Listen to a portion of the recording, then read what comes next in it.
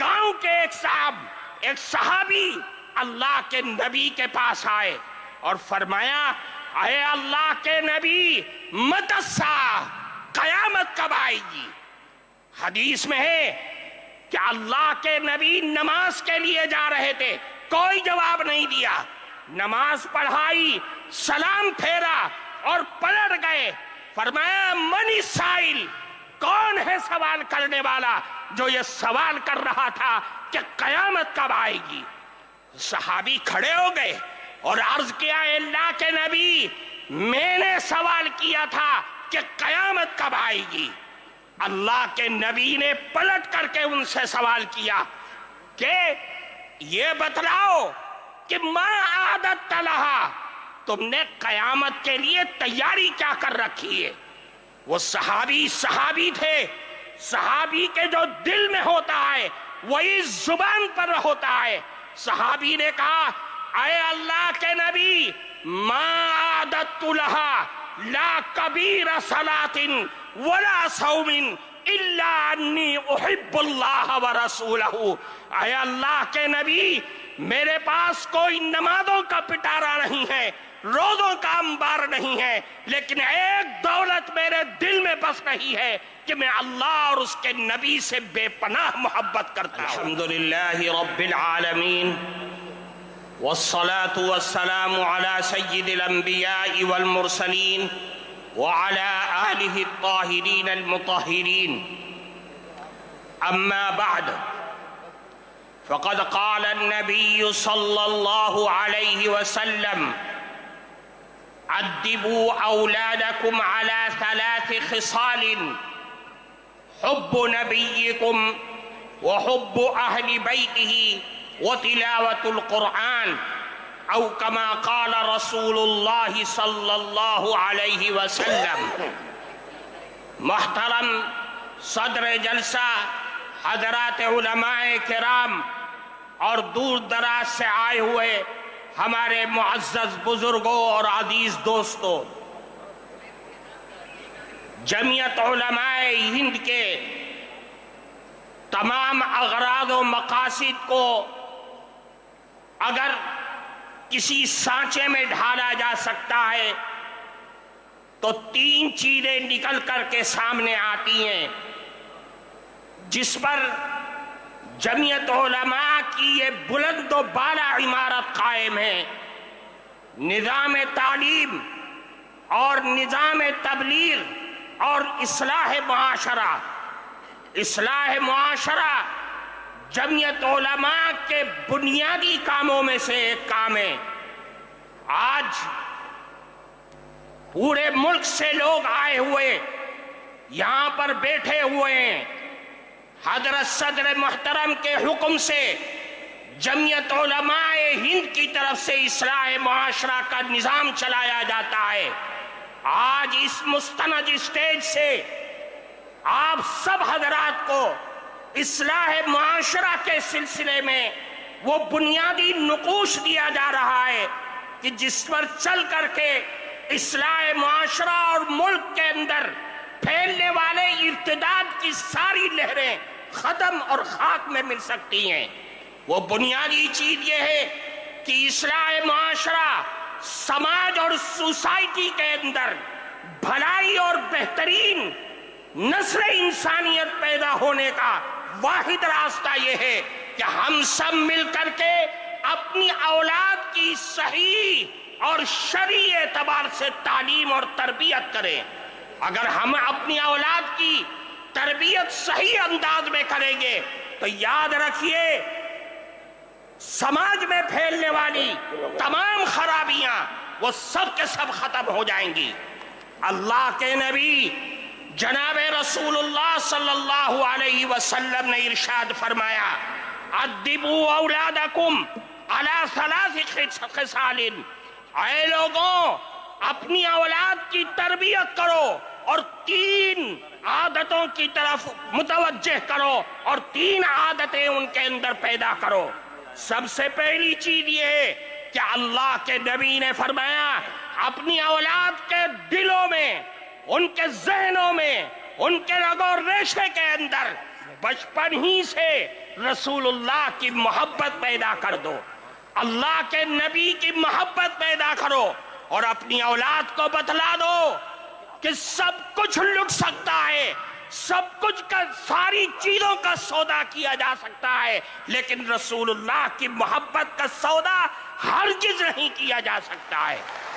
اللہ کے نبی کی محبت، اور یہ بچوں کے دل و دماغ میں اس چیز کو بٹھا دو کہ رسول اللہ کی محبت ہمارے ایمان کی معراج ہے، کمال ایمان کا مدار رسول اللہ کی محبت پر ہے۔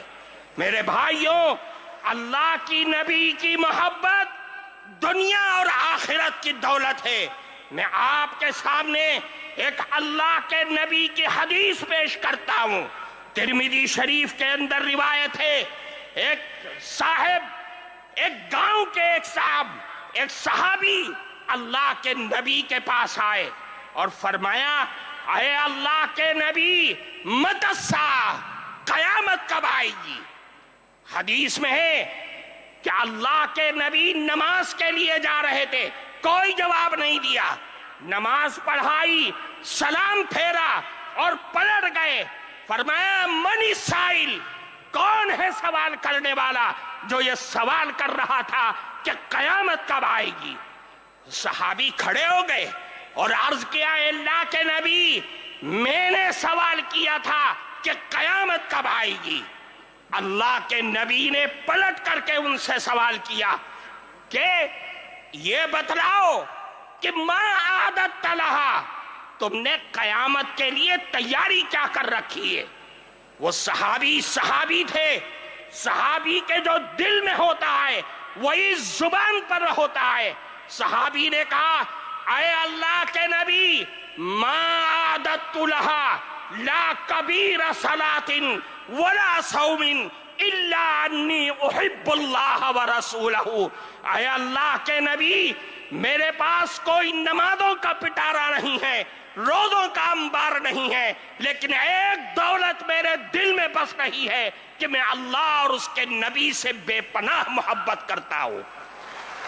اللہ کے نبی نے فرمایا، اے لوگوں، یہ اللہ کے نبی کا جواب لے کر کے یہاں سے جانا۔ اللہ کے نبی نے فرمایا کہ اے سوال کرنے والے سنو، قیامت تک آنے والی نسل انسانیت سنو۔ فرمایا، المرء مع من احب وانت مع من احببت۔ یاد رکھو، آج دنیا میں جو آدمی جس سے محبت اور دل کا لگاؤ پیدا کرے گا، قیامت کے دن بھی وہ اسی کے ساتھ اٹھے گا، اور تم نے جس سے محبت کا دعویٰ کیا ہے، قیامت کے دن بھی تم اسی کے ساتھ ہوگے۔ اس حدیث کے راوی حضرت انس رضی اللہ تعالی عنہ فرماتے، صحابہ کرام اس جملے کو سن کر اتنا خوش ہوئے کہ میں نے اسلام کی زندگی میں کبھی بھی صحابہ کرام کو اتنا خوش ہوتے ہوئے نہیں دیکھا تھا۔ میرے بھائیوں، رسول اللہ کی محبت ہمارے لیے بنیاد ہے۔ ہم سب کچھ لٹا سکتے ہیں، لیکن رسول اللہ کی محبت کا جنازہ، اس کا ایک حرف بھی اپنے دل سے نکال نہیں سکتے، اپنی زندگی سے نکال نہیں سکتے۔ فرمایا، دوسری چیز، اہل بیت کی محبت، بچوں کے دل میں رسول اللہ کے گھر والوں کی محبت ان کے دل کے اندر ڈال دو۔ یہ پیدائش کے بعد سے جب بچہ ہوش سنبھالے کہ جس کے بارے میں اللہ کے نبی نے فرمایا، افتحوا، سب سے پہلا کلمہ فرمایا کہ لا الہ الا اللہ ان کی زبان سے کلواؤ، اور موت کے وقت لا الہ الا اللہ کی تلقین کرو۔ پھر فرمایا آخری چیز، وہ تلاوت القرآن الکریم، قرآن کریم کی تلاوت، قرآن کریم کے الفاظ سے محبت، قرآن کے حلال کو حلال اور قرآن کے حرام کو حرام اپنے بچوں کی زندگی کے اندر بھر دو کہ میرا قرآن، میرا اللہ مجھے یہ کہتا ہے، مجھے اس بات کی دعوت دیتا ہے۔ میرے بھائیوں، قرآن ہماری زندگی کا دستور ہے، قرآن ہمارا آئین ہے، आईन शरीयत है, कुरान को लाजिम पकड़ना होगा। ये जमीयत उलमा के स्टेज से आपको दावत दी जा रही है। अल्लाह के नबी ने फरमाया अला इन्नहा सतकूनु फितना, ऐ लोगों आगाह हो जाओ, फितने आएंगे, आजमाइशें आएंगी, बलाएं आएंगी, दुनिया की भी आएंगी और आसमानी भी आएंगी। सहाबा के कलेजे हिल गए। फरमाया अल्लाह के नबी मल मखरजु मिनहा या रसूल अल्लाह, उन फितनों से निकलने का रास्ता क्या होगा? अल्लाह के नबी ने फरमाया कि कुरान है, कुरान है। क्यों? फीही नबउ मन काना क़ब्लकुम व खबरु मा बादकुम व हुक्मु मा बैनकुम। ये कुरान है जिसमें तुम्हारे पिछले लोगों के हालात की भी इत्तला है, तुम्हारे बाद में आने वाले लोगों की भी खबर है, और तुम्हारे झगड़ों का फैसला भी इसी कुरान में मौजूद है। इसलिए मेरे भाइयों, कुरान पकड़ो, हालात को सुधारो। ये मसाइल, ये उलझने, ये परेशानियां, ये हमारे आफतों और मुसीबतों की वजह से आ रही है। मैं आपको एक बात की तरफ तवज्जो करके मैं बात को खत्म करता हूं। आज तक हम रोते थे, हमारे बड़े परेशान थे कि दुनिया नशा कर रही है, दुनिया सट्टे और जुए खेल रही है। आज जो सबसे ज्यादा हालात हैं वो सूद की बीमारी हमारे अंदर जन्म लेती जा रही है। और सूद भी कैसा? बैंक का सूद नहीं, साहूकारों का सूद नहीं, बनियाओं का सूद नहीं, वो बंधन बैंक, वो जगह जगह गांव और देहातों में जहां सूद और कर्ज देने वाले वो चोर बैठे हुए हैं जो सिर्फ औरतों की आईडी पर औरतों को ही देते हैं, उनके नुमाइंदे औरतें हैं। हमारे मर्द घरों में बैठे हुए सो रहे हैं।